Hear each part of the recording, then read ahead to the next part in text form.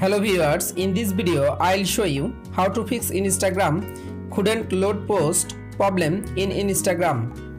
If you want to solve this problem, please follow the step. Step 1. Long press or long tap on Instagram app.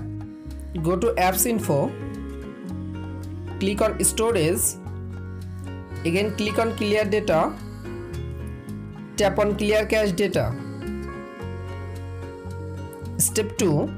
Open Play Store. Go to search Instagram app. Update your Instagram application latest version. Step 3. Restart your device. Again open your phone setting. Search Wi-Fi. You make sure your Wi-Fi or mobile data connection is properly connected. Again open your Instagram app. You can follow all of the steps to fix Instagram couldn't load post problem on Instagram.